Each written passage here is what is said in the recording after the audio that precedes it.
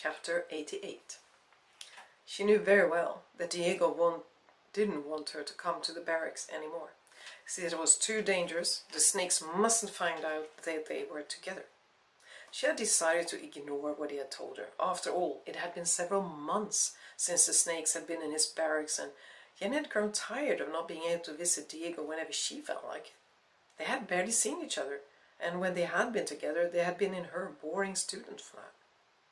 She drove on the well-known forest roads for the first time in a long while. The chill in her fingers, toes and neck reminded her that the motorcycle season was coming to an end. When she got to the forest road, she drove slowly and carefully. His place looked almost the way it had before the snakes had trashed it. Diego had repaired the carport. Most of the motorcycles were different than the ones before, except for Diego's bikes. Well, the bikes Jenny considered his, regardless of how he had gotten hold of them. She parked the motorcycle and lifted her hand to knock on the door when Diego opened it. Has something happened? No, I just wanted to see you. Quickly she pushed herself between him and the doorframe. Jay, I've told you that. I know, but I don't want to let them decide when we can meet. I haven't been here for months. He watched her silently as she took off her jacket. If they found out you're my girl, most people assume that everyone who rides a motorcycle is a guy. As long as they're not spying just outside the door, they'll never know that it's me or even a girl who's here. She walked towards the table and sat down. When she saw that the Christmas present she had given him, the tin can for crispy bread, stood on the table, she smiled. It made her ridiculously happy that he used it. He said nothing. He just stood there, not knowing what to do. Jenny took out milk and prepared crispy bread for them. When he finally sat down opposite her, she let her foot touch his leg. That didn't seem to calm him down. She sighed. When the snakes were here, you said something about them wanting to take over operations, right? He looked at her without saying anything. Your part of the operations is to take the motorcycles apart, right? Already from the beginning, she had understood that there was something illegal about what Diego's doing. Back then, she hadn't cared about it. She had been busy surviving, one day at a time. Gradually, she had begun to understand. The motorcycles that were stolen were here for a few weeks, while Diego made them unrecognizable. He filed away frame numbers and changed parts between the motorcycles so that they didn't look at all like the motorcycles that were reported stolen. Then the redesigned bikes were picked up and sold by someone else. The less I know, the better, she finished the sentence she had grown so tired of. I know, but I am able to think on my own, you know. Don't you feel bad for the people who lose their motorcycles? What would you do if they stole mine and came here with it? He snorted loudly. Your old small bike is not worth stealing. She frowned angrily. He was ignoring the point. Besides, the bikes aren't stolen here. They're stolen in Germany and transported here by truck. Abruptly, Diego stopped himself. To Jenny, that didn't make a difference. The motorcyclists who had saved up for a motorcycle in Germany would be just as disappointed as she when their bike was suddenly gone.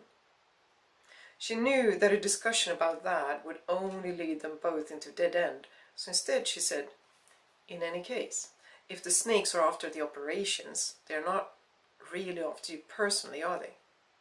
The only answer he gave was a short shrug. So, if you quit, we could meet as before, right? His grey eyes narrowed noticeably. What do you mean, quit?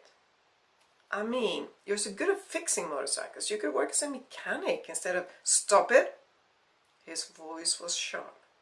You're not the only girl I've had. I mean, believe it or not, there are many chicks who want to be with a guy like me. She stayed quiet. Not only because his anger was scary, but because she liked that, for once, he'd said more than 3 words in a row. They all try to change me, you know. They got some fucking kick out of saving me, turning me into a law-abiding Svensson or something like that. You've never done that. You've let me be who I am. You've never tried to change me or anything. Don't start now. Just, don't. I am who I am, and if that's not good enough... He motioned towards the door with his head.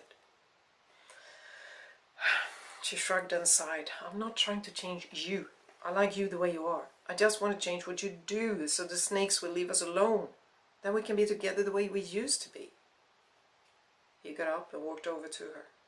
Without saying anything, he lifted her and carried her to the bed. Jenny, who had previously thought that the term fucking had been too vulgar to use, thought that the word fuck fit what she and Diego did. She had played with Peter. They had playfully journeyed into a land of desire. With Keivan, it had been tender and soft. They had known each other so well, knew so well what the other liked and didn't. With Diego, it was different. It was wild, instinctive, and surprisingly exciting. He made her horny. Another word she hadn't used before, but it was a good description for how he could make her feel just by quickly pulling off her clothes. Foreplay was not for him, and strangely enough, it suited her. With him, she had no need for it. She liked that it went fast. She liked that he was always willing, regardless of the time of day, regardless of location, regardless of what was happening around them. As long as she came close, he was ready. Of course, his physique helped. His beastly rawness excited her. His strength made it easy for them to fuck in many different positions, like when he lifted her up and fucked her against a wall with her legs wrapped around his hips. They fucked often, they fucked a lot, but never long. Jenny liked it, but today she couldn't help but wonder if they were fucking to fill a hole in their relationship. Hole that seemed to get bigger and bigger. She pushed the thought away when he thrust into her again.